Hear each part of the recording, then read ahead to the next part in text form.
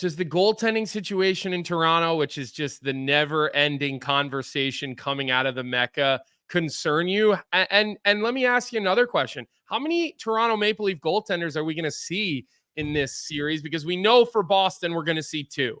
But could it be two or potentially three in Toronto?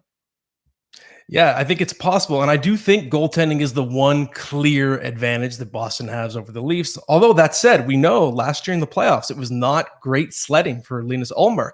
Had a bad series.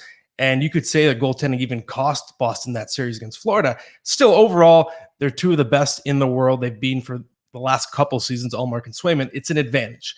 And for the Leafs, it's a crapshoot. The thing about Ilya Samsonov and Joseph Woll and even Martin Jones, they all have high ceilings. Each of these guys had their moments this year where they were playing really good hockey.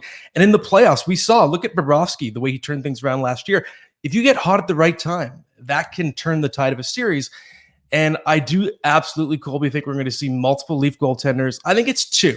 I think between Samsonov and Woll, both are going to have their moments in this series. Samsonov is too inconsistent to be the guy. I think even if he has a strong start, he was really good on the road in the playoffs last year. I think there's going to be a moment where he gets shaky and you're going to have to switch the tone, go to Joseph Woll.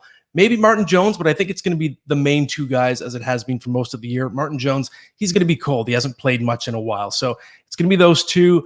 I think Sammy has to be your guy because he was better in the second half, but I just don't trust him to be the same version every single game, every single period.